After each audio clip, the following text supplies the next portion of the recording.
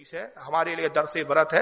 آقا صلی اللہ علیہ وسلم ایک مرتبہ بیٹھے ہوئے ایک غریب مزدور مسکین صحابی ہے جو کھیت میں مزدوری کرتے ہیں.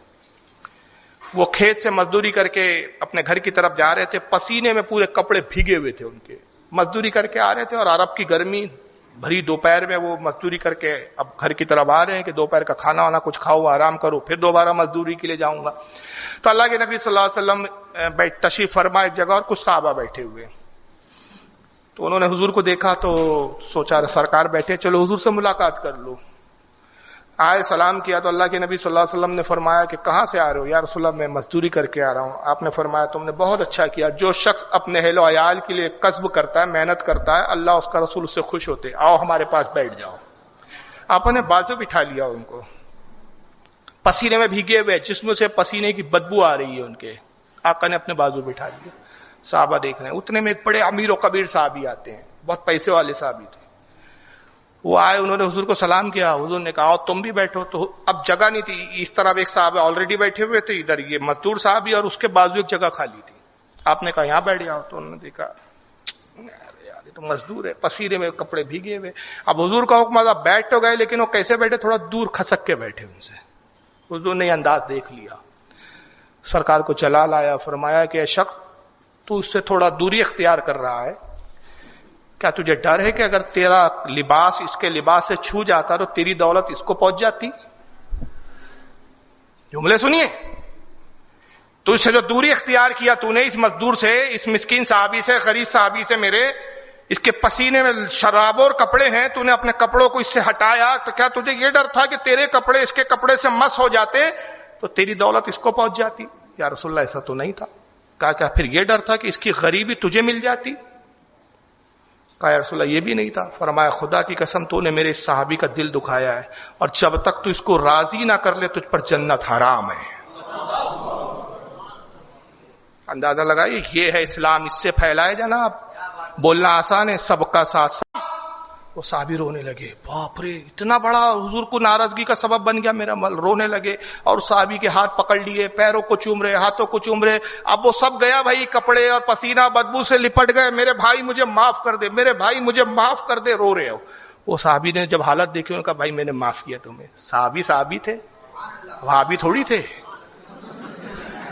صحابی تھے بھائی. ایک دوسرے کو جنت میں لے جانے کے لیے کوششیں کرتے تھے. وہ تعصب نہیں تھا بغض نہیں تھا جیسے آج ہمارے یہاں آ گیا ہے. وہابیوں سے لڑنے کی اوقات نہیں ہے. اپنے والوں سے لڑنے کی فرصت نہیں ہے. ویسا تھوڑی تھا ان لوگوں کا. نام تو مسلک کے اعلی حضرت کے مگر اس کا بیان مت سنو اس کا بیان مت سنو. ابے تیرا کائی کو سنو تو کون ہے؟ پہلے اپنی اوقات تو بتا. تیرے کو تو بول رہے بیٹھ جا سامنے تو بیٹھتا نہیں تو.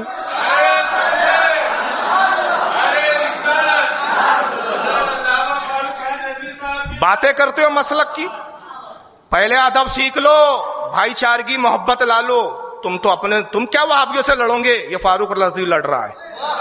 کیا تم کا جواب دے؟ ارے جب میں بد عقیدوں کے علاقے میں جا کے جواب دے سکتا ہوں تم تو میرے ساتھ ایک پیر کے بھی نہیں ہو یار. ایک چھٹاک بھر کے ہو تم. لیکن یہ مسلک اعلی حضرت ہے کہ بھائی اپنے والوں کا رد نہیں کیا جائے گا. کیا غیر کم پڑ گئے جو تمہارا جواب دیتے بیٹھے رہوں اپنے جلسوں میں؟ لیکن دیکھیے یہ صحابہ یہ رسول نے محبت اور الفت پیدا کی تھی. بھائی چارگی یہ اخوات. رو رہے کپڑے لپٹ گئے مجھے معاف کر دو. انہوں نے کہا بھائی میں نے معاف کیا. بات ختم ہو گئی نا معاف کر دیا. لیکن ذرا اب وہ صحابی کا جذبہ دیکھیے. امیر کبیر کہتے بھائی تو نے معاف کر دیا اچھی بات ہے لیکن خدا کی قسم میرا دل مطمئن نہیں ہوا ابھی. میں اس وقت اپنے آپ کو مطمئن سمجھوں گا اور سمجھوں گا تو نے معاف کیا کہ میری آدھی دولت اب تو لے لے. کیا محبت پیدا کی تھی رسول اللہ نے یار. کیا الفت پیدا کی تھی. کیا بھائی چارگی تھی. یہ جب ہجرت کر کے گئے تھے نا صحابہ وہ تاریخ پڑھو تو آنکھوں میں آنسو آ جاتے. یہ مہاجر صحابہ جب مدینے میں گئے تو انصاری صحابہ نے کیا کیا تھا. یہ مہاجروں کے پاس زمین نہیں تھی. یہ تو بیچارے لٹے پٹائے سب چھوڑ چھاڑ کے ہجرت کر کے آئے تھے. ان کے پاس زمینیں نہیں کاروبار نہیں رہنے کے لیے جگہ نہیں. انصاری صحابہ آتے تھے اور کہتے تھے بھائی یہ مکان آدھا تم لے لو آدھا ہمارے لیے. बीच में दीवारें खड़ी कर दी जाती, आधी उनको दे दिया जाता।